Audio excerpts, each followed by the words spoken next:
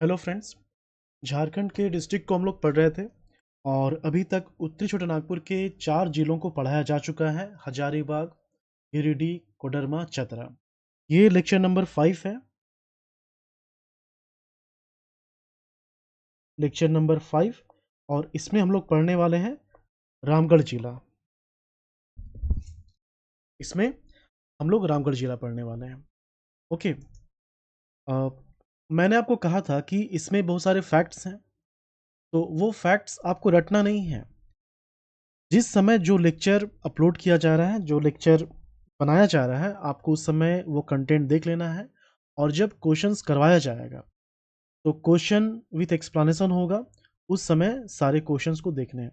आपने ये ध्यान दिया होगा, अगर आप 2-3 लेक्चर देख चुके हैं तो आपको ये अंदाज़ा लग गया होगा कि एक डिस्ट्रिक्ट का डेटा दूसरे डिस्ट्रिक्ट में रिपीट करवाया जा रहा है। तो ये बार बार जो रिपीटिशन हो रहा है, इसी कारण से आप आसानी से इसको याद कर पा रहे हैं, ये आप महसूस कर रहे होंगे। और क्वेश्चन जब एग्जाम में आएगा तो आसानी से आप रिकॉल करके आंसर करेंगे। ठीक है। ओके। तो रामगढ़ के बारे में पढ़ना हम लोग शुरू करते हैं।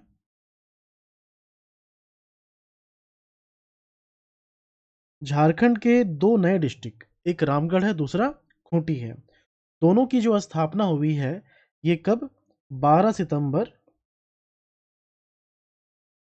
2007। बस अंतर यही है कि रामगढ़ की स्थापना हजारीबाग से अलग करके किया गया है, जबकि खूंटी की स्थापना रांची से अलग करके किया गया है, फ्रॉम हजारीबाग। ओके। अच्छा, यहाँ पर ये जो नाम है रामगढ़, ये आप याद रखिएगा कि ये नाम कैसे आया है। रामगढ़ में दो जगह है, एक है मुर्रम और एक है बेलुआगढ़। एक बेलुआगढ़।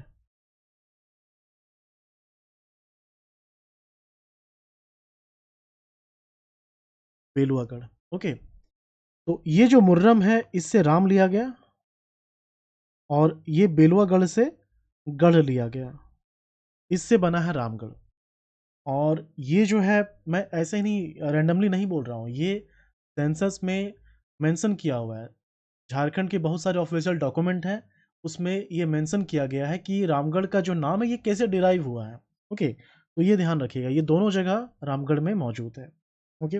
अब रामगढ़ के जो इम्पोर्टेंट हिस्ट्रिकल पॉइंट्स हैं उसको देख लेते हैं। हिस्ट्री का पॉइंट वही होगा जो हजारीबाग, कोडरमा, चतरा में हम लोगों ने पढ़ रखा, जो ग्रेडिंग में पढ़ा है। जो अलग अलग पॉइंट है उसको भी देखेंगे यहाँ पर। हिस्ट्री। चूंकि रामगढ़ नाम का एक राज्य भी हुआ करता था, इसलिए इसकी हिस्ट्री जो है थोड़ी सी खास होगी। ओके। एंशियंट हिस्ट्री तो वैसा ही होगा, कहने का मतलब कि जरासंध के कंट्रोल में ये क्षेत्र था। फिर नंदवंश के डायनेस्टी और नंदवंश के संस्थापक महापद्मनंद, महापद्मनंद जिनको उग्रसेन भी कहा जाता है। मौर्य काल में अशोक। ओके। गुप्त वंश के समुद्रगुप्त, जब दक्षिण की ओर जा रहे थे तो इस क्षेत्र से होकर गए थे। तो इन सभी शासकों के अधीन ये क्षेत्र आया था कभी ना कभी कॉन्टेक्ट में। ये जो 4 नाम मैंने लिखे हैं, तो ये 4 नाम हर ऑफिशियल डॉक्यूमेंट में मेंशन किया गया है। ओके। उत्तरी छोटानागपुर के जितने भी डिस्ट्रिक्ट हैं, सेंसस का अगर आप डेटा देखेंगे तो सभी में ये नाम मेंशन किया हुआ है, चाहे वो हजारीबाग, गिरिडीह या किसी भी डिस्ट्रिक्ट का गेजेटियर ही क्यों ना हो, उन सभी जगह इन नाम को जो है मेंशन किया गया। ओके। ये है। अब इसके बाद नागवंश की जब स्थापना होती है, तो नागवंश के शासन में नागवंशी राजा के अधीन 2 व्यक्ति काम करते थे, जिनका नाम था बागदेव सिंह और सिंहदेव सिंह।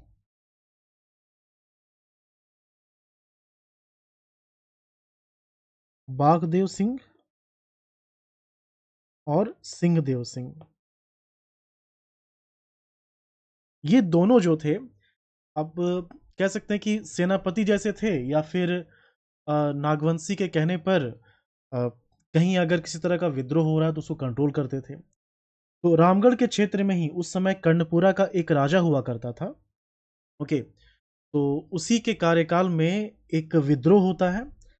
नागवंशी राजा के कहने पर बागदेव सिंह और सिंहदेव सिंह को वहाँ पर भेजा जाता है विद्रोह को कंट्रोल करने के लिए। विद्रोह ये कंट्रोल करते हैं, तो बदले में इनको जितना एक राशि मिलनी चाहिए थी इस काम के लिए, उतनी राशि नहीं मिलती है, या फिर यूँ कहें कि जो शर्त पे ये लोग काम करना शुरू करते हैं वहाँ पर, उस शर्त को पूरा नहीं किया जाता है और इसीलिए बागदेव सिंह, सिंहदेव सिंह ये दोनों वापस जाते हैं कंडपुरा क्षेत्र में, ठीक है?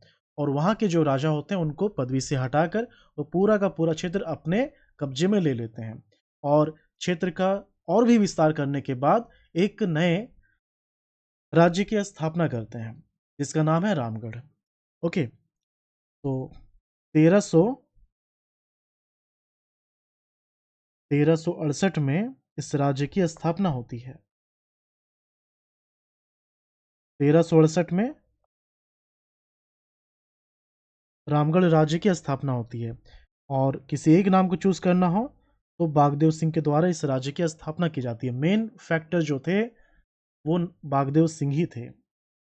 ओके, आपको याद होगा कि रामगढ़ में जब कैमक के द्वारा प्रवेश किया जाता है, तो एक राजा थे मुकुंद सिंह और उनके अगेंस्ट में तेज सिंह को खड़ा किया जाता है।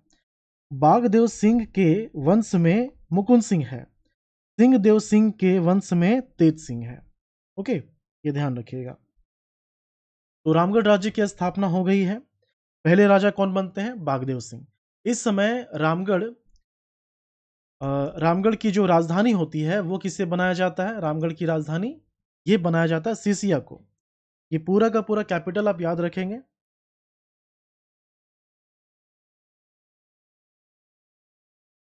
रामगढ़ राज्य की राजधानी। ओके, तो सबसे पहले होता है सीसिया।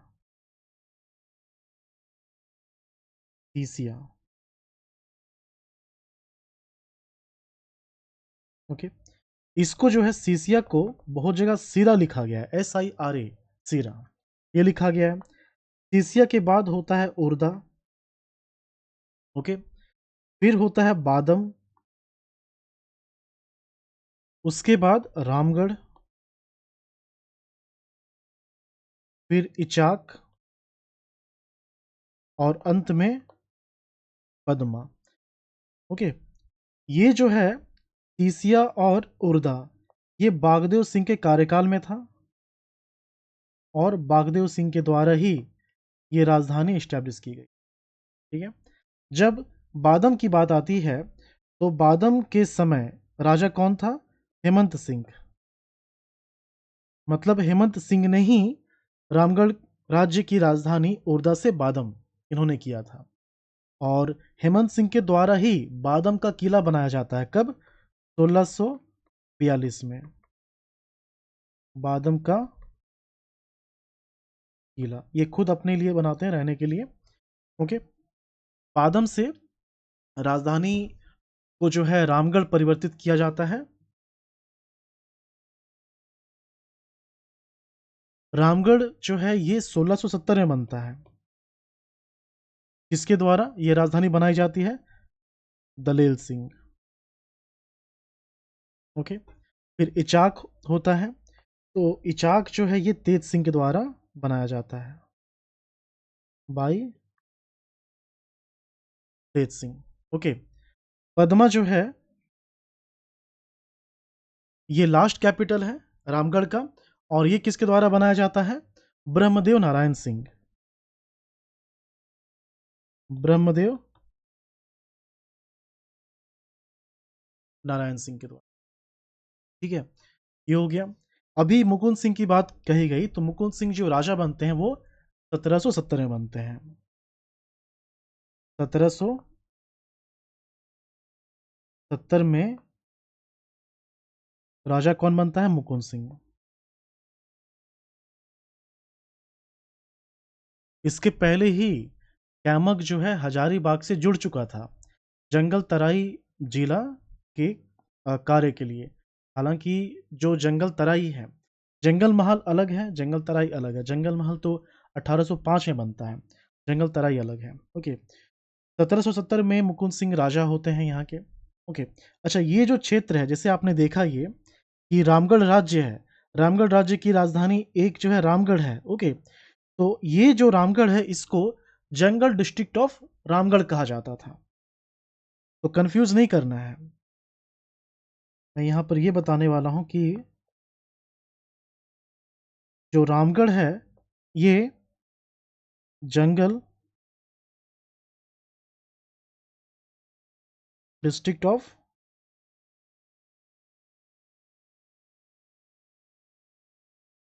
रामगढ़ स्टेट कहलाता था। ओके, रामगढ़ राज्य का ये जंगल डिस्ट्रिक्ट कहलाता था। ओके, ये हो गया। और इसके बाद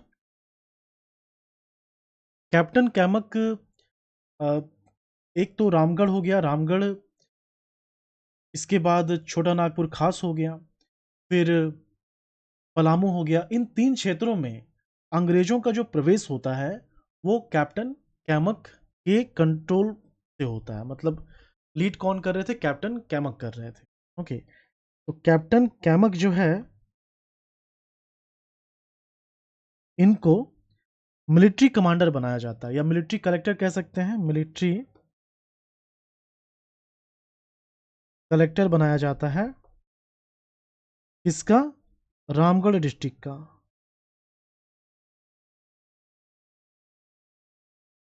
अब यहाँ पर इतना दिमाग नहीं लगाना है कि डिस्ट्रिक्ट तो बना 2007 में, तो अभी कैसे बन गया। तो ये क्षेत्र की बात हो रही है, ठीक है। तो रामगढ़ का मिलिट्री कलेक्टर किसे बनाया जाता है? कैप्टन कैमक को, जिसका हेडक्वार्टर क्या होता है? चतरा।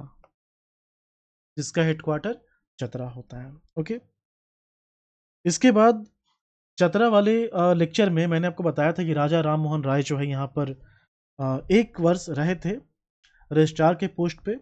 तो चतरा में जब वो पोस्टेड थे तो रामगढ़ से भी इनका कांटेक्ट था, रामगढ़ में भी ये आना जाना करते थे, रामगढ़ में भी ये कुछ समय तक रहे थे। ओके, तो यहाँ पर राजा राम मोहन राय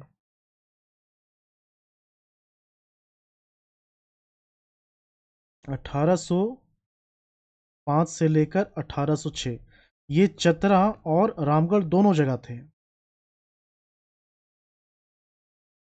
चतरा और रामगढ़ दोनों जगह थे। किस पोस्ट पर थे ये? रजिस्ट्रार थे। रजिस्ट्रार। ओके, जो समाहरणालय होता है, कलेक्टोरेट ऑफिस जो होता है वहां पर। और ये किनके साथ, मतलब किनकी मदद से इस क्षेत्र में आए थे, ये भी एक इंपॉर्टेंट पॉइंट हो सकता है। तो याद रखिएगा कि ये जो है अंग्रेजी अफसर विलियम डिग्बी, विलियम डिग्बी के साथ यहाँ पर आए थे। राम मोहन राय के साथ कौन थे? विलियम डिग्बी थे। इन्हीं की मदद से राम मोहन राय जो है यहाँ पर पोस्टेड हुए थे। Okay,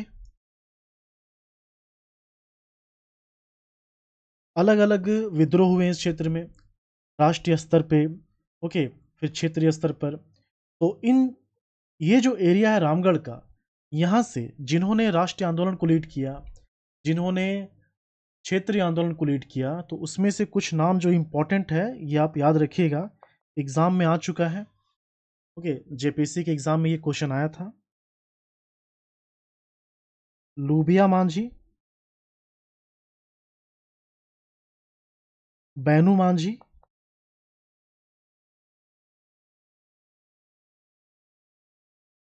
Arjun Manjhi,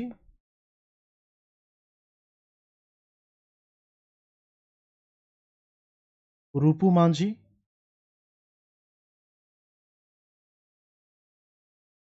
okay. तो ये नाम आपको याद रखना है कि ये किस क्षेत्र से संबंधित है? रामगढ़ क्षेत्र से संबंधित है।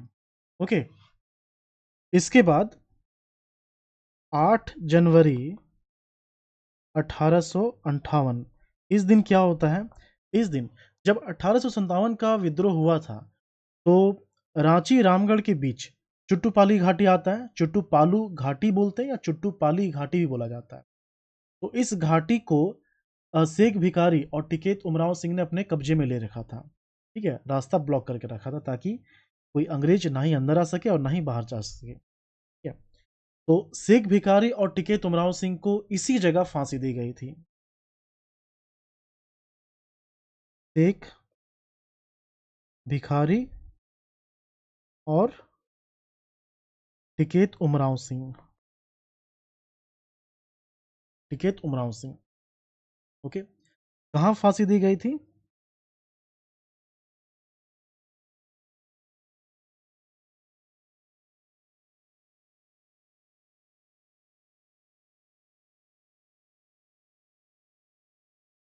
चुट्टूपालू घाटी। ये घाटी कहाँ है? रामगढ़ में है। ये रामगढ़ में है, तो कंफ्यूज नहीं करना कि ये रांची में होगा, रामगढ़ में होगा। जहाँ फांसी दी गई थी वो एरिया कहाँ है? रामगढ़ में है। ओके, और किस पेड़ पर फांसी दी गई थी? बरगद पेड़। ओके, चतरा के बारे में जब पढ़ाया जा रहा था तो वहाँ पर अ, चतरा युद्ध के बाद जयमंगल पांडे, फिर माधव, इन सबको जो फांसी दी गई थी वो कहाँ दिया गया था? आम के पेड़ में, एक तालाब के किनारे, और उस तालाब को फांसी हारी तालाब बोला गया। उसी तरह से ये जो बरगद का पेड़ है इसको फांसी हारी बर बोला गया। बर मतलब बरगद का पेड़ हो गया।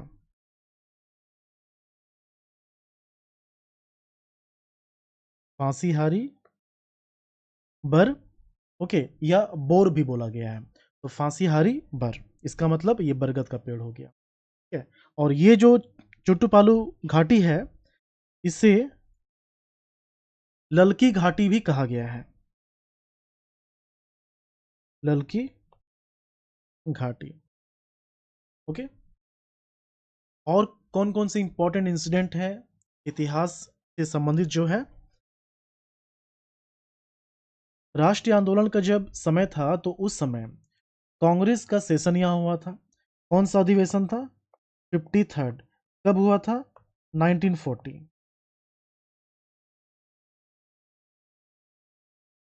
कांग्रेस का सेशन हुआ था। अध्यक्ष कौन थे? अध्यक्ष थे मौलाना अबुल कलाम आजाद। मौलाना अबुल कलाम। ठीक है, इन्हीं के पैरेलल, मतलब इसी सेशन के पैरेलल सुभाष चंद्र बोस के द्वारा समझौता विरोधी सम्मेलन किया गया था। इसी समय इसी जगह, मतलब रामगढ़ के क्षेत्र में ही।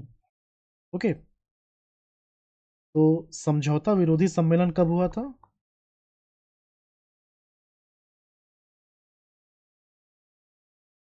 समझौता विरोधी सम्मेलन ये 1940 में हुआ था। और किनके द्वारा? सुभाष चंद्र बोस के द्वारा। ये हो गया। अच्छा, इस क्षेत्र से, रामगढ़ के क्षेत्र से कृष्ण वल्लभ साय, आप जानते हैं कृष्ण वल्लभ साय जो कि बिहार के चौथे मुख्यमंत्री थे। झारखंड के क्षेत्र से बिहार में बनने वाले मुख्यमंत्री इस हिसाब से दूसरा स्थान है। पहले कौन थे? विनोदानंद झा। कृष्ण वल्लभ सहाय जो है, इन्हीं के कारण सैनिक स्कूल हो गया कोडरमा में। ठीक है, तो इनका एक योगदान है, बहुत ही बड़ा योगदान है। तो कृष्ण वल्लभ सहाय के अगेंस्ट में रामगढ़ के जो राजा थे उस समय, राजा कामाख्या नारायण, ये चुनाव लड़ते थे। ओके, कृष्ण वल्लभ सहाय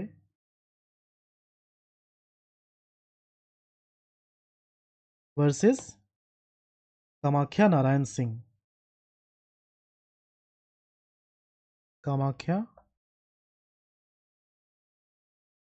हालांकि जीत नहीं पाए थे कामाख्या नारायण सिंह। और ये भी आपको याद रखना चाहिए कि जब चुनाव की रैली हो रही थी, कामाख्या नारायण सिंह ने उस समय हेलीकॉप्टर से चुनाव जो है प्रचार किया था, हेलीकॉप्टर के माध्यम से। तो राजा थे। King of Ramgarh. ओके, एक पॉइंट मुझे मिला था सेंसस में, उसमें ये लिखा हुआ था कि रामगढ़ रोड रेलवे स्टेशन ये 1928 में इस्टेब्लिश हुआ है।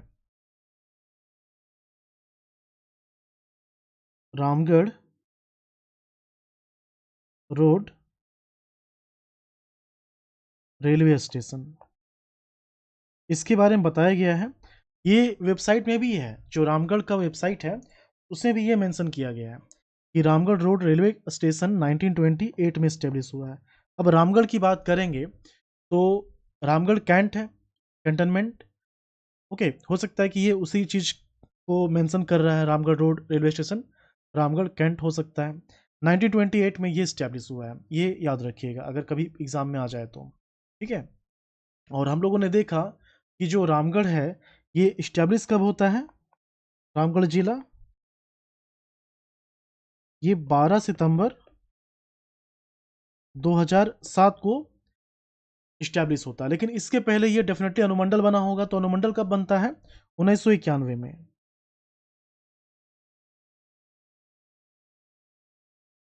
Sub division of Hazaribagh, sub division of Hazaribagh. उस समय चीफ मिनिस्टर कौन थे, मधु कोड़ा थे। मधु कोड़ा का कार्यकाल जो है 2006 से लेकर 2008 तक चलता है, लगभग 2 वर्ष। ओके, तो एग्जाम में आ जाए कि रामगढ़ या खूंटी के बनने के समय चीफ मिनिस्टर कौन थे, ऐसा भी क्वेश्चन रहता है। ओके, तो ये एक छोटी सी हिस्ट्री थी रामगढ़ के लिए। इसके बाद हम लोग देखते हैं रामगढ़ कैंटोनमेंट। ये हमेशा आप सुनते होंगे लेकिन बहुत लोगों को पता नहीं होगा कि जो कैंटोनमेंट है, रामगढ़ कैंटोनमेंट, ये आखिर है क्या। जब आपको स्थानीय प्रशासन पढ़ाया जा रहा था, ग्रामीण क्षेत्र के प्रशासन, शहरी क्षेत्र के प्रशासन, तो उस समय इसका जिक्र किया गया था और बताया गया था। ओके, तो ये पढ़ लेते हैं हम लोग, क्योंकि पूरे झारखंड में एक ही है, रामगढ़ कैंटोनमेंट।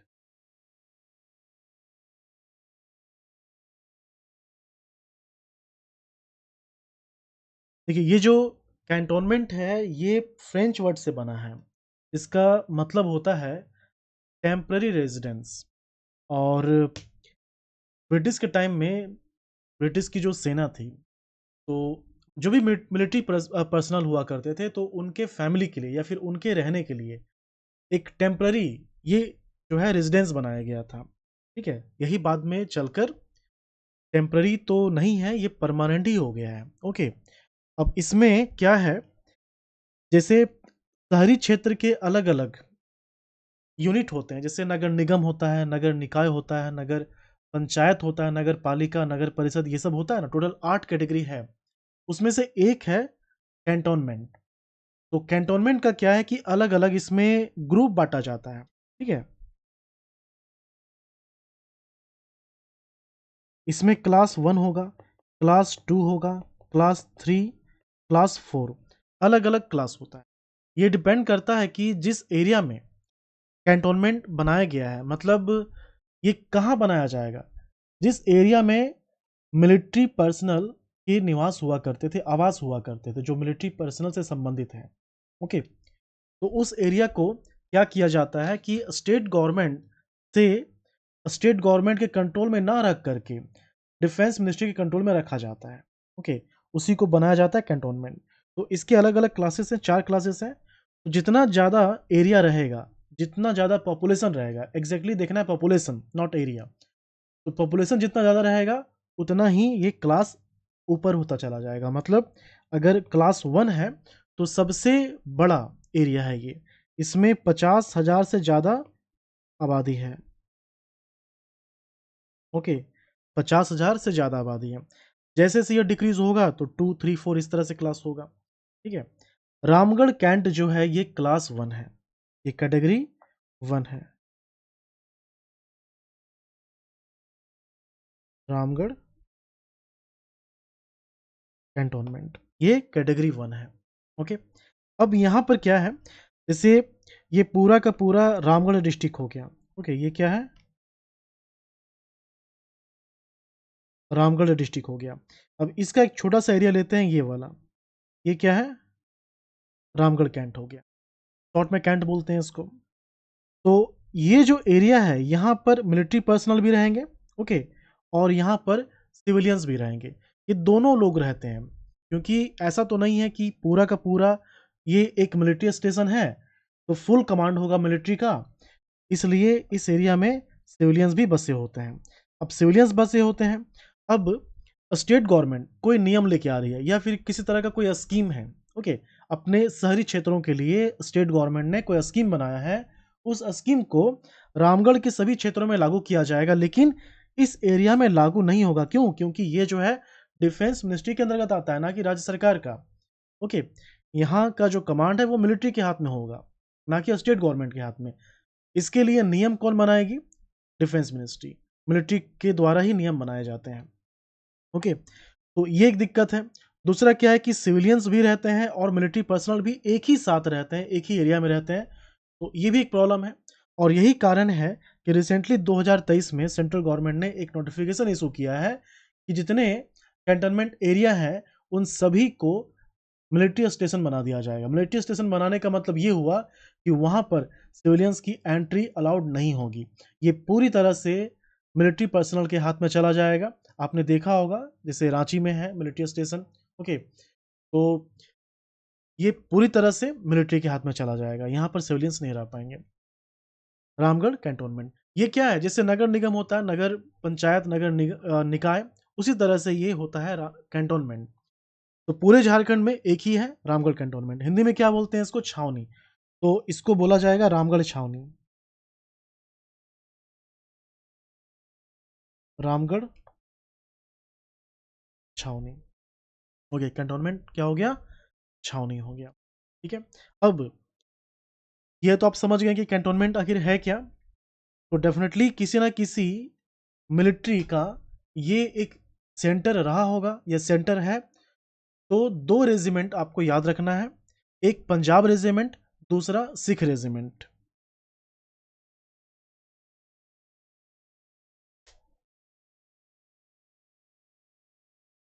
पंजाब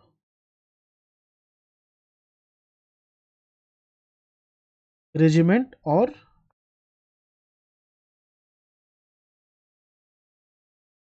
सिख रेजिमेंट। ठीक है, ये दोनों ही काफी पुराने हैं, पंजाब रेजिमेंट और सिख रेजिमेंट। और इन दोनों का जो रीजनल सेंटर कह सकते हैं या रेजिमेंट सेंटर बोला जाता है, ये रामगढ़ है।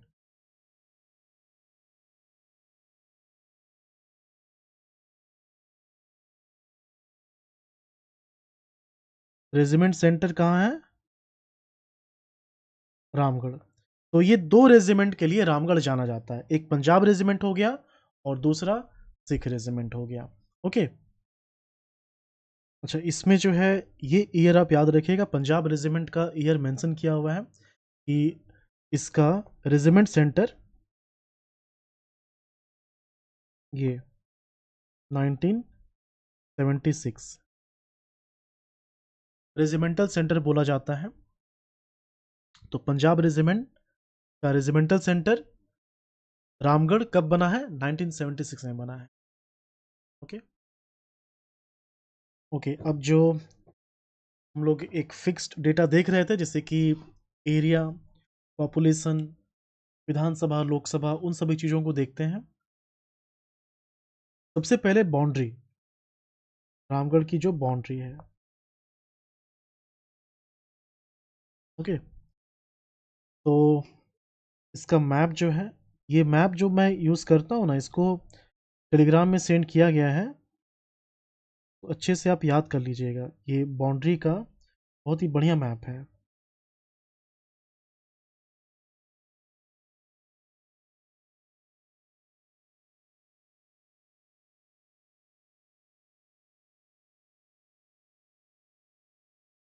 ठीक है, अगर ये आपने याद कर लिया तो झारखंड के जो डिस्ट्रिक्ट हैं आपस में कैसे बाउंड्री शेयर कर रहे हैं, प्लस दूसरे स्टेट के साथ कैसे बाउंड्री शेयर हो रही है, ये सब कुछ क्लियर हो जाएगा। ठीक ना?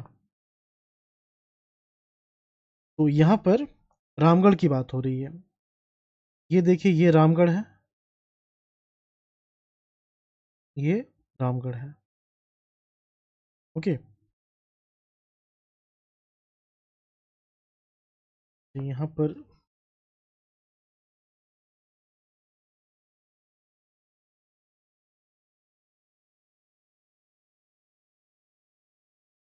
ओके, ये दिख रहा होगा आपको। तो जो रामगढ़ है, अगर झारखंड की बात की जाए तो झारखंड में इसकी बाउंड्री शेयर होती है नॉर्थ में हजारीबाग और बोकारो, हजारीबाग और बोकारो, ठीक है, ये हो गया। फिर साउथ में रांची है, पूरा का पूरा साउथ इसका सदर्न पार्ट जो है वो रांची से शेयर होता है, ये रांची हो गया। ऊपर हजारीबाग, बोकारो और फिर रांची। इसके अलावा झारखंड का कोई डिस्ट्रिक्ट नहीं है जिसके साथ रामगढ़ की बाउंड्री शेयर होती है, ठीक है। पश्चिम बंगाल का पुरुलिया है जिसके साथ थोड़ी सी बाउंड्री शेयर होती है, पुरुलिया है पश्चिम बंगाल का। ओके, याद रहेगा ये। और ये जो क्लियर वाला मैप है,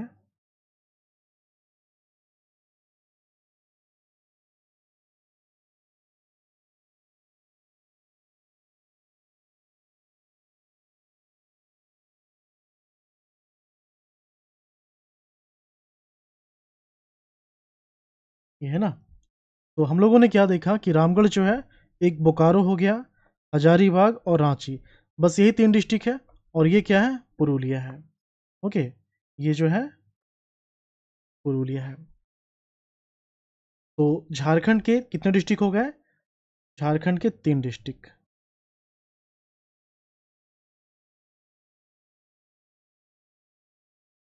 और पश्चिम बंगाल का एक पुरुलिया हो, ठीक है। अब आते हैं हम लोग इसके एरिया का डेटा क्या है वो देखते हैं।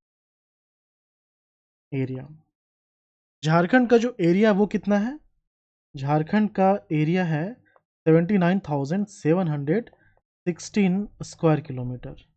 रैंक कितना है झारखंड का इंडिया में, 15, पॉपुलेशन में 14th। ओके, एरिया जो है ये इंडिया के एरिया का कितना परसेंट है, 2.41, और पॉपुलेशन कितना है, 2.72%। ओके, ये हो गया। अब इसमें हमें देखना है कि टॉप 5 में कौन है, बॉटम 5 में कौन है। टॉप 5 में कौन कौन सा डिस्ट्रिक्ट है। सबसे पहले नंबर आता है पश्चिम सिंहभूम का, कितना है, 7224। ओके, उसके बाद स्थान आता है गुमला का, इसका कितना है, 5360। बस मन में रिपीट करते चलिए। ओके, 5360। तीसरा स्थान है रांची का, 5097। फोर्थ है गिरिडीह, 4962।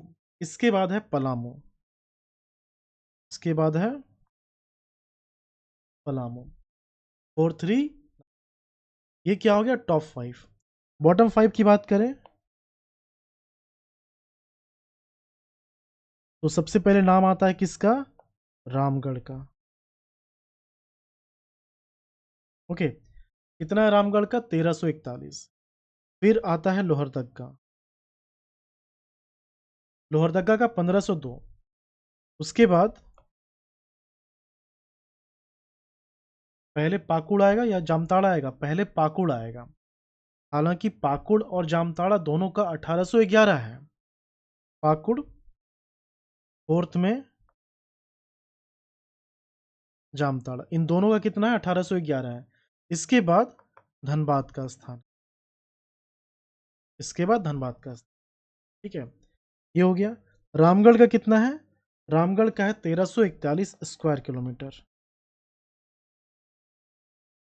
ओके, ये हो गया।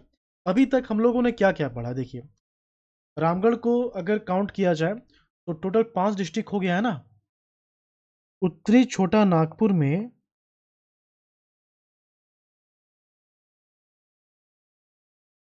सबसे बड़ा जिला कौन सा होगा, डेफिनेटली गिरिडीह होगा, क्योंकि वो 4th पोजीशन पे आता है ना।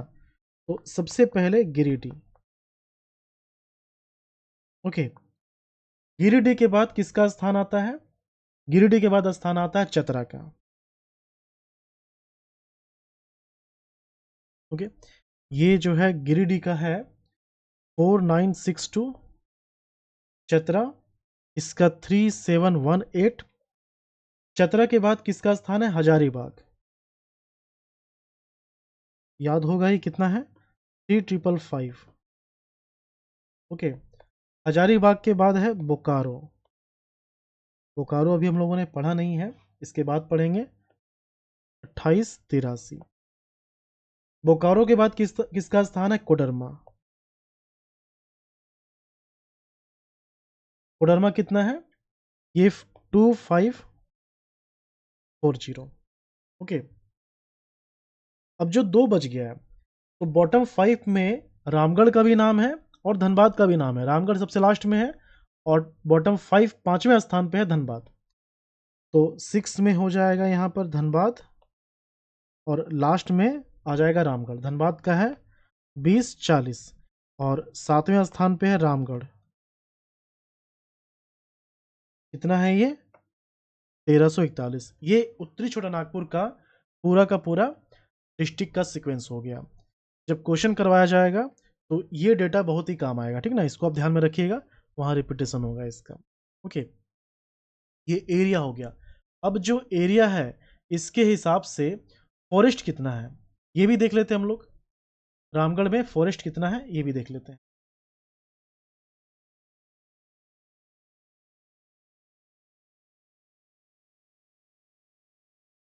फॉरेस्ट, झारखंड की बात की जाए तो झारखंड में टोटल फॉरेस्ट कितना है? Forest area 23,721 square kilometre. Percentage में कितना होता है? 29.76%। ओके, 2019 के रेस्पेक्ट में 110 स्क्वायर किलोमीटर इंक्रीज हुआ है। एक्यूरेट कितना है? 109.73 स्क्वायर किलोमीटर। ओके, ये चीज है। अब फॉरेस्ट एरिया में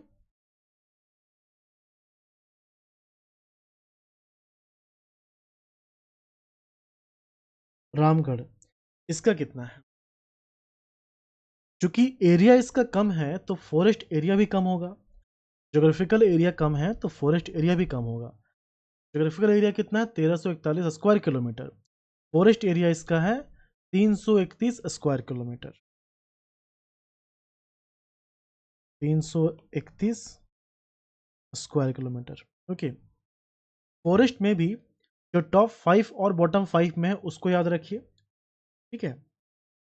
फॉरेस्ट में याद क्या रखना है?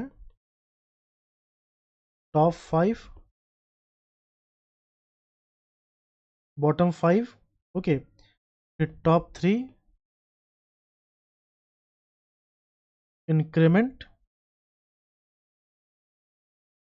Bottom 3 decrement.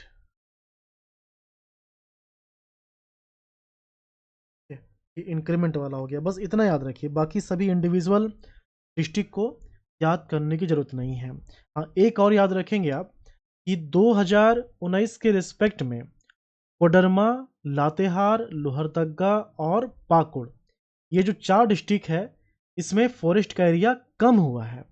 ठीक है, ये 4 डिस्ट्रिक्ट हो गया।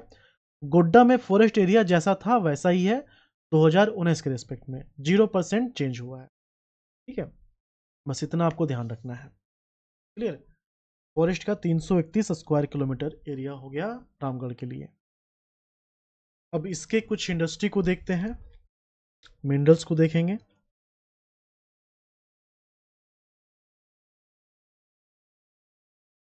इंडस्ट्री, जेपीएससी में एक क्वेश्चन आया था, है ना? ये सब पढ़ा दिया गया था कि बर्नपुर सीमेंट लिमिटेड कहाँ है, सीमेंट वाले चैप्टर में पढ़ाया गया था। तो एक आपको याद रखना है, बर्नपुर सीमेंट लिमिटेड।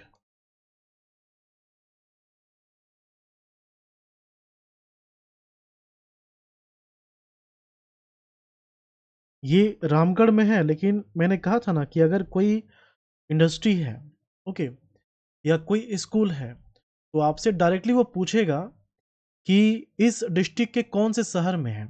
ऐसा क्वेश्चन ऐसा क्वेश्चन रहता है, इसी तरह का क्वेश्चन पूछता है जेपीएस। ओके, तो आपको एग्जैक्ट प्लेस जानना होगा। तो ये कहाँ है रामगढ़ में?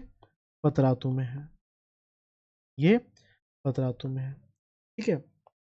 दूसरा, रामगढ़ जो है ये एक टाइम में ग्लास के प्रोडक्शन में नंबर 1 में था एशिया में। क्यों नंबर 1 पे था?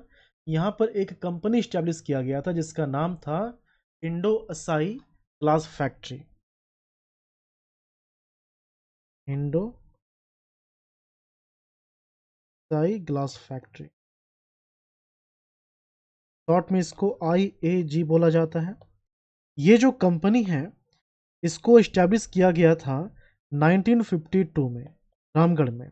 रामगढ़ में कहाँ? रामगढ़ में कहाँ? रामगढ़ में भतानी नगर बोलते हैं। ओके, भरकुंडा, भतानी नगर, भरकुंडा, भदानी नगर। ठीक है। तो यहाँ पर इस कंपनी को इस्टेब्लिश किया गया था। और एक टाइम के बाद क्या हुआ कि ये जापानी कंपनी है ना, जापान के द्वारा ये इस्टेब्लिश किया गया था, जापान के कंट्रोल में ही था।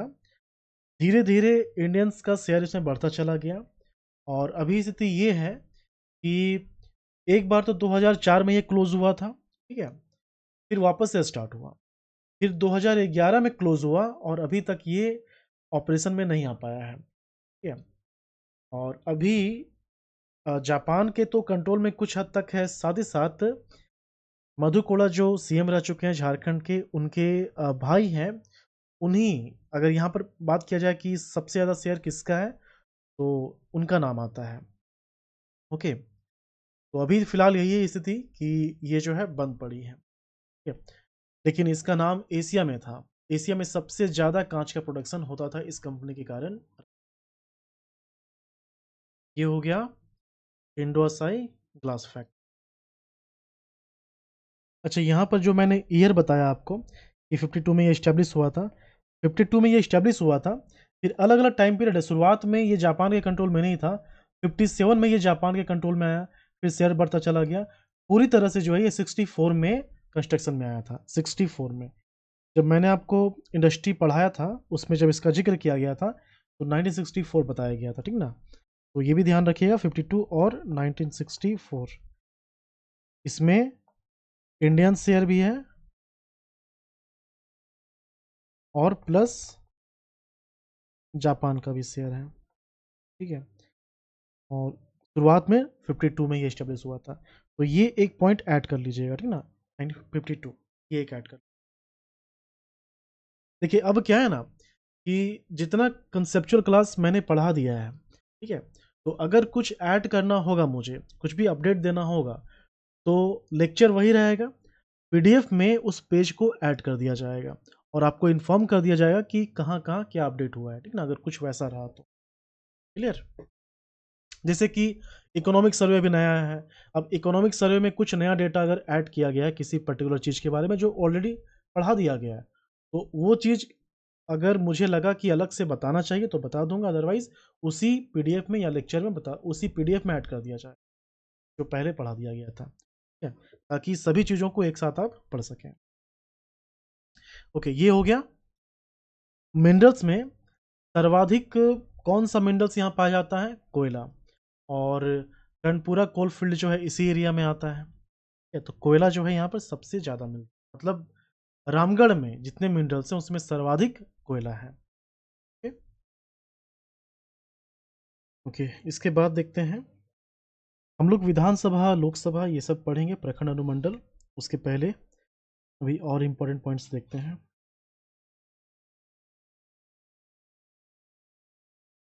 देखिए, रामगढ़ कैंट है, तो रामगढ़ कैंट में जैसे कि मैंने बताया कि एक पंजाब रेजिमेंट है, एक सिख रेजिमेंट है ना। तो वर्ल्ड वार हो गया या फिर किसी के साथ ब्रिटिश की जब वॉर होती थी, तो यहाँ की सेना उसमें पार्टिसिपेट करती थी। ओके, और ब्रिटिश की सेना में इंडियंस के अलावे बांग्लादेश है, फिर आसपास के जो लोग होते थे वो लोग भी शामिल होते थे। ठीक है, तो युद्ध में जब चाइना के साथ युद्ध हुआ था वर्ल्ड वार में, सॉरी चाइना के साथ नहीं, चाइना से मिलकर, है ना, चाइना, ब्रिटेन और अमेरिका, इन तीनों ने मिलकर जो है, इसमें भारत के सिपाही भी शामिल थे, तो इन तीनों ने मिलकर सेकेंड वर्ल्ड वॉर में जापान के अगेंस्ट लड़ाई लड़ी थी। ठीक है, तो इसमें चाइना के जो सैनिक शहीद हुए थे, ओके, उनको यहाँ पर दफनाया गया है रामगढ़ में। तो रामगढ़ में एक कब्रिस्तान है जिसको बोला जाता है चाइना कब्रिस्तान। इसको बोला जाता है चाइना कब्रिस्तान। तो इसका कंसेप्ट यही है कि लगभग 700 सिपाही, चीन के सिपाही को यहाँ पर दफनाया गया है। चीन के 667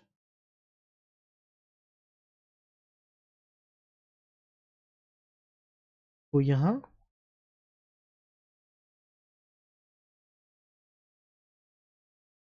दफनाया गया है। ये जो सिपाही हैं किस वॉर से संबंधित थे? World war to. ओके, और ये जो सिमेंट्री है, तो इसके बीचों बीच एक स्तंभ है। ठीक है, एक मेमोरियल स्तंभ है, और वो जो स्तंभ है चाइना के पूर्व राष्ट्रपति च्वांग काई शेक, उनकी उनकी उनकी याद में बनाया गया है। ठीक है, तो ये ध्यान रखिएगा, चाइना कब्रिस्तान। दूसरा है, जब गांधी जी की मृत्यु हुई थी, तो गांधी जी के जो अवशेष थे उनको अलग अलग राज्यों में लाया गया था। तो झारखंड में गांधी जी के अवशेष को कहाँ, मतलब दाह संस्कार जो है, अवशेष का जो अंतिम क्रिया होता है वो कहाँ किया गया था? झारखंड में रामगढ़ में किया गया था। रामगढ़ में दामोदर नदी के तट पर किया गया था। ओके, तो रामगढ़ में गांधी समाधि स्थल है। गांधी समाधि स्थल ये कहाँ है?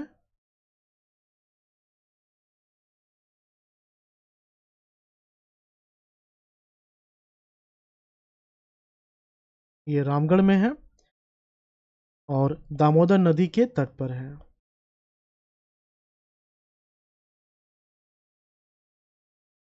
दामोदर नदी के तट पर यह समाधि स्थल बनाया गया है।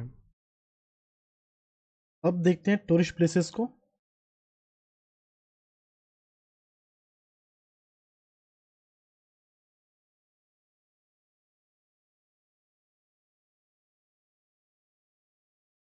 टूरिस्ट प्लेसेस, तो टेम्पल्स देख लेते हैं पहले। तो जब भी मंदिर की बात होगी तो रामगढ़ से पहला जो नाम निकलेगा वो क्या होगा? छिन्नमस्तिका मंदिर के लिए।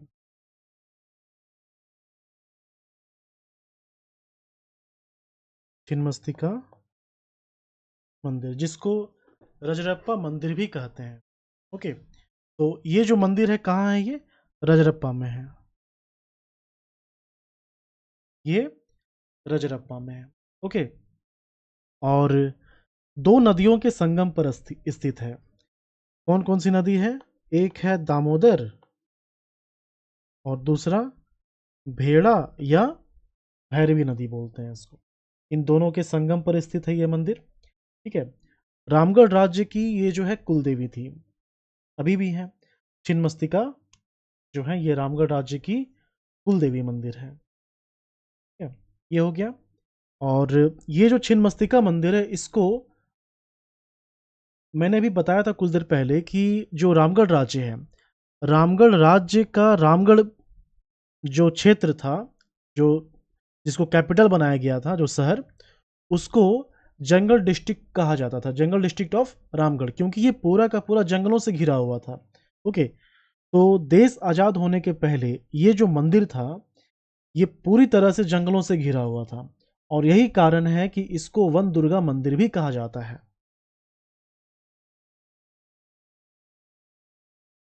वन दुर्गा मंदिर भी इसको कहा जाता है। ठीक है, इस मंदिर का जो कंस्ट्रक्शन है वो गुवाहाटी के कामाख्या मंदिर से मैच करता है।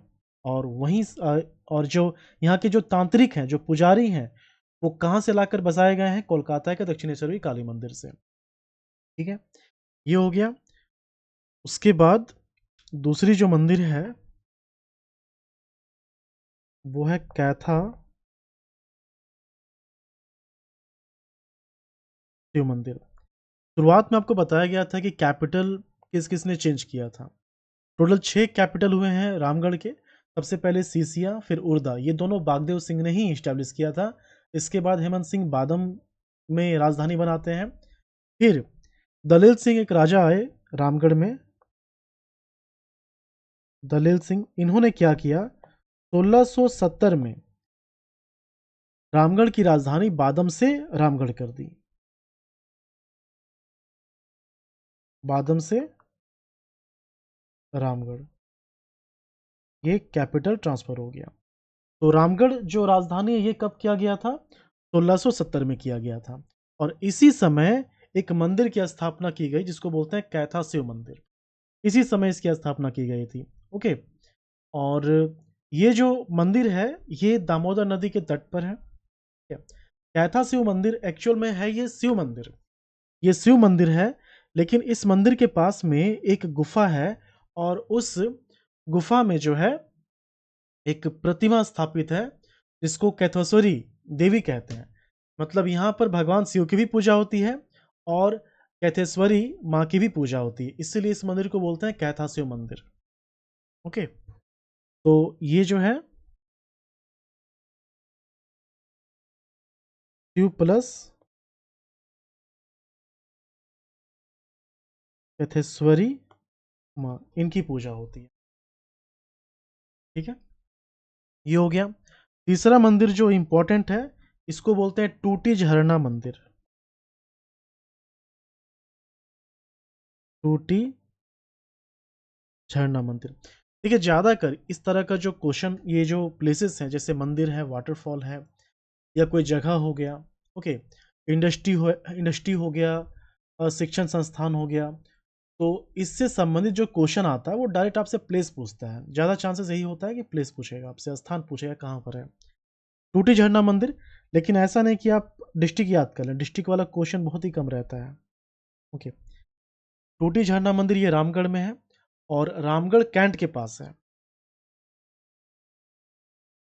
रामगढ़ कैंट के पास है। अच्छा, यहाँ जो मैंने अभी बताया था चाइना कब्रिस्तान, ये रामगढ़ कैंट के पास है। ठीक है, इसका ध्यान रखिएगा, रामगढ़ कैंट के पास है। टूटी झरना मंदिर रामगढ़ कैंट के पास है और ये ब्रिटिश के द्वारा, अंग्रेजों के द्वारा खोजा गया था ये मंदिर, जब यहाँ पर रेलवे लाइन बिछाई जा रही थी। ओके, और ये बहुत ही पुरानी मंदिर है। यहाँ पर इस तरह से कि एक शिवलिंग है, ठीक है, शिवलिंग है और बगल से किसी अननोन सोर्स से यहाँ पर पानी शिवलिंग पे गिरता है, तो इसीलिए इसको बोलते हैं टूटी झरना मंदिर। ठीक है, जहाँ जो सोर्स है जहाँ से पानी निकलता है वो भी बहुत ही डैमेज है, किस तरह से पानी आ रहा है ये भी किसी को पता नहीं चलता है। ठीक है, गुफा जैसा बना हुआ है, तो इसीलिए इसको बोलते हैं टूटी झरना मंदिर। ओके, ये चीज़ है। अच्छा, यहाँ जो मैंने आपको बताया कैथा शिव मंदिर, तो इसके लिए आप याद रखिएगा कि इसको राष्ट्रीय धरोहर घोषित किया गया है। कैथा शिव मंदिर को राष्ट्रीय धरोहर घोषित किया गया है। टूरिस्ट प्लेसेस में जो है एक पतरातू डैम भी हो जाएगा।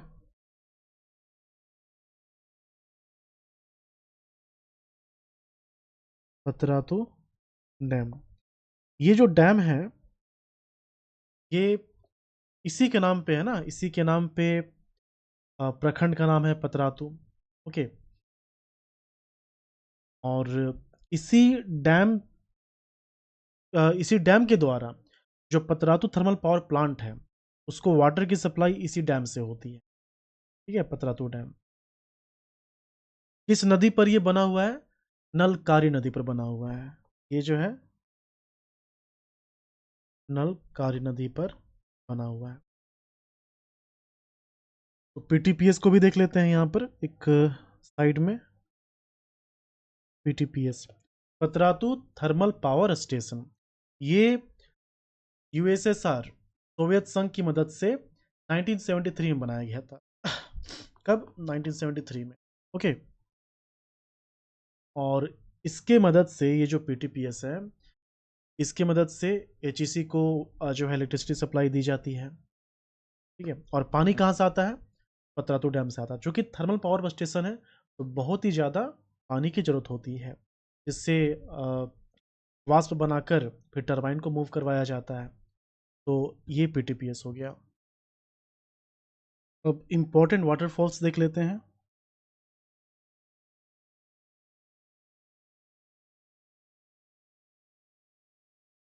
सबसे पहले रजरप्पा वाटरफॉल, छोटा सा है।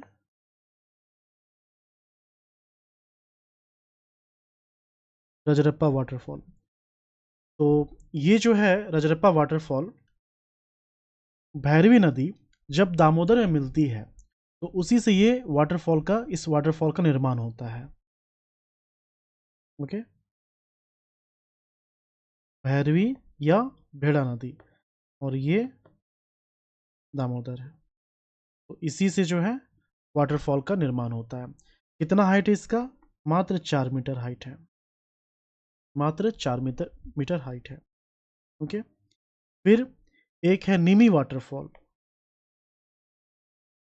निमी वाटरफॉल, और इसको सदाबहार वाटरफॉल भी कहा जाता है। सदा बहार वाटरफॉल भी कहा जाता है। ओके। तो ये निमी वाटरफॉल, इसका हाइट तो इम्पोर्टेंट नहीं है, बस जगह याद रखिए कि भरकुंडा के पास है ये। कहाँ? भरकुंडा के पास है। ओके। निमी वाटरफॉल इसलिए कहा गया है क्योंकि भरकुंडा में एक गांव है, उस गांव का ही नाम है निमी। ओके। तो निमी गांव के कारण इस वाटरफॉल को निमी वाटरफॉल कहा जाता है। फिर एक है बानखेता। बानखेता वाटरफॉल। ओके। बानखेता वाटरफॉल जो है ये चुट्टूपालू घाटी में है। चुट्टूपालू घाटी के पास है।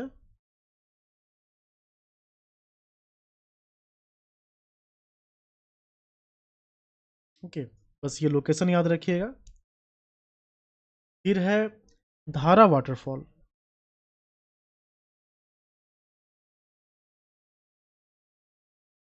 धारा वाटरफॉल। धारा वाटरफॉल गोला प्रखंड में आता है ये।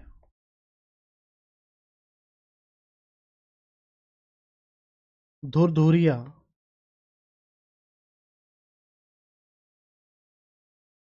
धुरधुरिया वाटरफॉल, ये किस नदी पर है? शेरभूखी नदी। देखिए, इसी के साथ आपको नदी भी याद कर लेना होगा। धुरधुरिया वाटरफॉल शेरभूखी नदी पर है, तो शेरभूखी नदी का जो है प्रवाह रामगढ़ में भी है, तो इस तरह से आप याद कर सकते हैं। ओके। फिर एक है पलानी वाटरफॉल। पलानी। पलानी वाटरफॉल जो है ये पतरातू डैम के पास है। पतरातू डैम के पास है। अब इसी के साथ अगर रिवर के लिए बोला जाए तो कौन कौन सा रिवर हो जाएगा? रिवर में एक हो जाएगा शेरभूखी नदी, भैरवी नदी। ओके। दामोदर नदी हो जाएगा, नलकारी नदी। नलकारी नदी। ओके। तो ये सब जो है रामगढ़ में इंपॉर्टेंट रिवर है। इसके बाद हॉट स्प्रिंग में, गर्म जल कुंड में आप दो इसके हॉट स्प्रिंग को याद रखेंगे।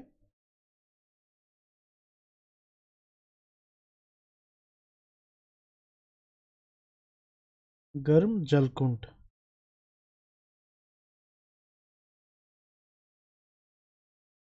एक है लूर गाथा और दूसरा गंधोनिया। गंधोनिया, ये दो इंपॉर्टेंट हॉट स्प्रिंग है रामगढ़ के। इसके बाद सेंसस 2011 से संबंधित जो इम्पोर्टेंट डेटा है, तो लास्ट वाले लेक्चर में मैंने कहा था कि अगर पर्टिकुलर डिस्ट्रिक्ट कोई रैंक रखता है तब आपको याद रखना चाहिए, अदरवाइज सभी डिस्ट्रिक्ट के लिए इम्पोर्टेंट नहीं है। ओके, तो यहाँ पर सेंसस के लिए कौन कौन सा डेटा इम्पोर्टेंट है। तो पॉपुलेशन में तो खैर नहीं आता है, पॉपुलेशन में रामगढ़ का जो रैंक है वो 17th है, तो इसमें याद रखने की ज़रूरत नहीं है। हाँ, आप टॉप 5 और बॉटम 5 का याद रखिए। कैसे मैंने बताया था, 29 लाख, उसके बाद फिर क्या था 26, किसका किसका, रांची, धनबाद, गिरिडीह, पूर्वी सिंहभूम और फिर बोकारो। 29 लाख, 26, 26 से 2 माइनस करते चलना, 26, 24, 22 और 20। फिर बॉटम में कौन आता है, सबसे कम जनसंख्या है लोहरदग्गा का, उसके बाद खूंटी, सिमडेगा, फिर कोडरमा, उसके बाद लातेहार। ओके, 4 से शुरू करना, लोहरदग्गा का 4, खूंटी का 5, सिमडेगा का 6, कोडरमा का 7 और लातेहार का भी 7। 7 लाख है, ये लाख में बात हो रही है, ठीक है। ओके, इसमें रामगढ़ के लिए आपको याद क्या रखना है, सबसे पहले देखिए लिटरेसी रेट, साक्षरता दर।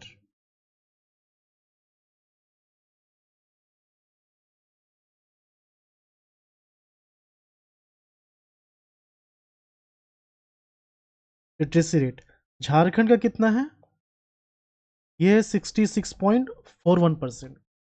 66.41%। सबसे ज़्यादा किसका है, रांची का। सबसे कम किसका है, पाकुड़ का। ओके, अब अगर टॉप 5 डिस्ट्रिक्ट का नाम लिया जाए तो सबसे पहले रांची आएगा 76% के साथ, फिर पूर्वी सिंहभूम आएगा, तीसरे स्थान पे आता है धनबाद। ये बात हो रही है साक्षरता दर की। ओके, 4 में किसका नाम आता है, रामगढ़ का।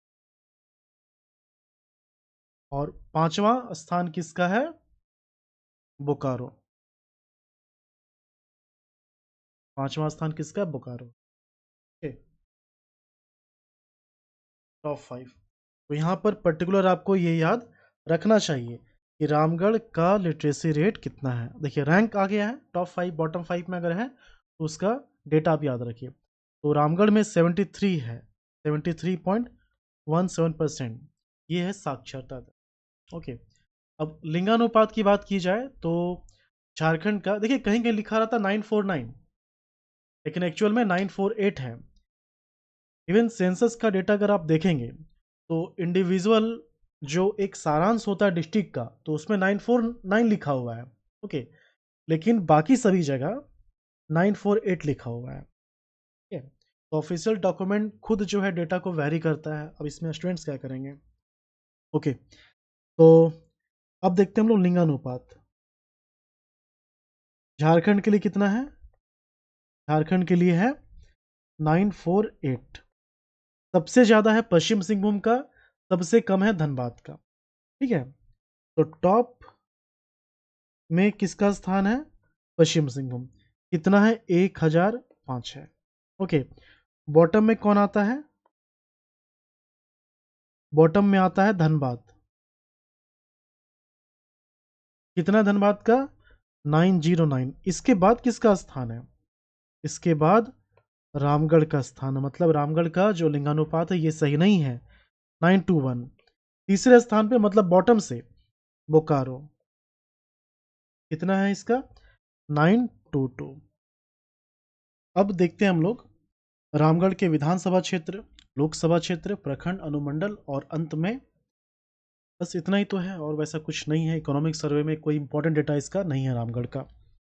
ओके, चलिए विधानसभा, पहले अनुमंडल देख लेते हैं इसका। अनुमंडल, तो झारखंड में कितने हैं, 45 हैं। पूरे झारखंड में सबसे ज्यादा अनुमंडल है गिरिडीह का। और अगर प्रमंडल की बात करें तो उत्तरी छोटा नागपुर। ओके, उत्तरी छोटा नागपुर।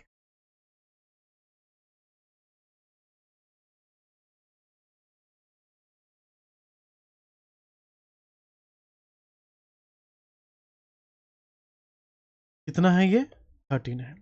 अब इसमें गिरिडीह, ये आप पढ़ चुके हैं, 4 अनुमंडल है। कौन कौन सा है, गिरिडीह, खोरी महुआ, डुमरी, सरिया बगोदर, ये 4 हो गया। 4 के बाद 3 अनुमंडल किसी डिस्ट्रिक्ट में है, किसी में नहीं है। उत्तरी छोटानागपुर में किसी में नहीं है। 2 अनुमंडल है, 1 अनुमंडल है। तो 2 सब डिवीज़न वाला डिस्ट्रिक्ट कौन-कौन सा है? ये है हजारीबाग, ओके, चतरा और बोकारो। हजारीबाग मैंने पढ़ लिया है, हजारीबाग और बरही। चतरा भी हो गया, चतरा सिमरिया। बोकारो में चास और बेरमो है। फिर एक सब डिवीज़न वाला, बाकी जितना बच गया। कौन-कौन सा है? धनबाद। एक ही अनुमंडल है, रामगढ़। एक अनुमंडल, कोडरमा। एक अनुमंडल। ठीक है, ये सभी एक अनुमंडल। प्रखंड की बात की जाए तो बस आपको नंबर याद रखना है। पूरा प्रखंड आप याद कर भी नहीं पाएंगे, क्वेश्चन आएगा भी नहीं। तो प्रखंड टोटल कितने? 264 हैं। 264 हैं। तो मैंने बताया था कि 6 प्रखंड है, 7 प्रखंड है, 8 नहीं है, फिर 9 है, ओके, 10, 11 है, उसके बाद 12, 13, 14 है क्या? 14 नहीं है, 15, 15 भी नहीं है, 16 है, 17 नहीं है, 18, 19 नहीं है, 20, 21, ओके। तो इस तरह से चलना है। ये जो 6 प्रखंड वाला डिस्ट्रिक्ट है, ये कौन कौन सा है? ये हो गया संथाल परगना का पाकुड़ और जामताड़ा। पाकुड़, जामताड़ा। उत्तरी छोटानागपुर का रामगढ़ और कोडरमा। रामगढ़ और कोडरमा, ठीक है। और दक्षिण छोटानागपुर का खूंटी। बस इतना आपको याद रखना है कि कितने प्रखंड किस किस जिले में है। ओके, ये हो गया। अब आते हैं हम लोग विधानसभा क्षेत्र में।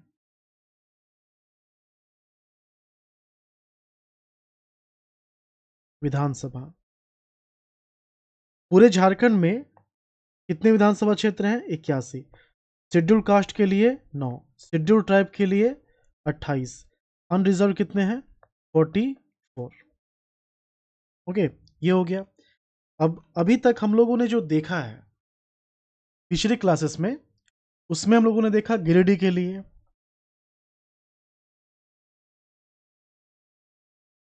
इसमें 6 विधानसभा क्षेत्र हैं, गिरिडीह, डुमरी, जमुआ, बगोदर, गांडेय, धनवार। ओके, गिरिडीह हो गया। हजारीबाग भी पढ़ा दिया गया है। हजारीबाग में कितने विधानसभा क्षेत्र हैं?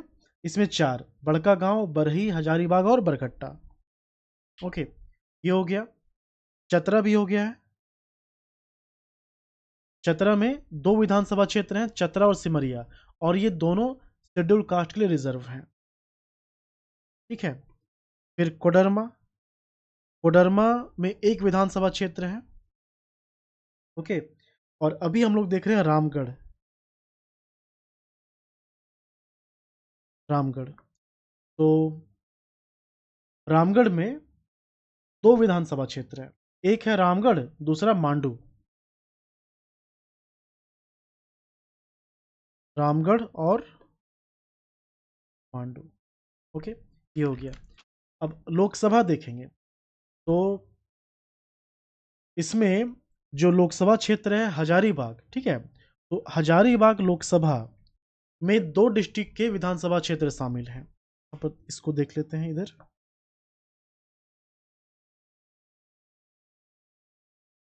लोकसभा, झारखंड में 14 लोकसभा है, जिसमें कि 1 शेड्यूल कास्ट के लिए पलामू, 4 जो है वो 4 नहीं 5, 5 शेड्यूल ट्राइब के लिए, खूंटी, दुमका, लोहरदगा, राजमहल, सिंहभूम। बाकी कितने बच रहे हैं? 8, वो अनरिजर्व हैं। तो मैं बता रहा था कि हजारीबाग लोकसभा, इसमें 2 डिस्ट्रिक्ट के विधानसभा क्षेत्र शामिल हैं। एक तो हजारीबाग का है। हजारीबाग में 4 विधानसभा क्षेत्र शामिल हैं, उसमें से 3 बड़का गांव, बरही और हजारीबाग, ये किस में है? ये हजारीबाग लोकसभा क्षेत्र में शामिल है। ओके, उसके बाद कोडरमा लोकसभा क्षेत्र में हजारीबाग का एक जो बच गया है बरकट्ठा वो शामिल है। ठीक है। दूसरा दूसरा जिला है रामगढ़। रामगढ़ में दो विधानसभा क्षेत्र हैं, रामगढ़ और मांडू, ये दोनों हजारीबाग लोकसभा क्षेत्र में शामिल। ओके, तो ये पूरा का पूरा रामगढ़ डिस्ट्रिक्ट कंप्लीट हो गया है। इसके बाद दो डिस्ट्रिक्ट और बच रहा है, एक है धनबाद, दूसरा बोकारो। ये जस्ट के बाद जो है अपलोड कर दिया जाएगा, आप उसको देख लीजिएगा। और आज संडे है, संडे को इवनिंग में 9 PM में हम लोग सारे डिस्ट्रिक्ट के क्वेश्चंस करेंगे। अभी तक जितने हो गए हैं, कितने हुए हैं, मतलब रात के क्लास के पहले 7 डिस्ट्रिक्ट कंप्लीट हो जाएगा, 5 तो हो गया, 2 और डिस्ट्रिक्ट कंप्लीट करो। तो कंबाइंड रूप से जितने कॉमन पॉइंट्स हैं, जैसे कि एरिया, बाउंड्री, पॉपुलेशन, ओके, फिर फॉरेस्ट एरिया, विधानसभा, लोकसभा, इंपॉर्टेंट जो प्लेसेस हैं, तो ये सब जब आप एक साथ करेंगे, क्वेश्चन आप देखेंगे, क्वेश्चन के जो ऑप्शंस होंगे, तो माइंड जो है स्ट्राइक होगा कि अच्छा ये आपने पढ़ रखा है, इसके लिए है, उस डिस्ट्रिक्ट के लिए है। तो रिकॉल आप कर रहे हैं, तो एक अपने आप में क्या हो रहा है, एक्सरसाइज हो रहा है माइंड का, और ये सब कुछ आप याद कर पाएंगे। चलिए मिलते हैं हम लोग नेक्स्ट लेक्चर में। बाय।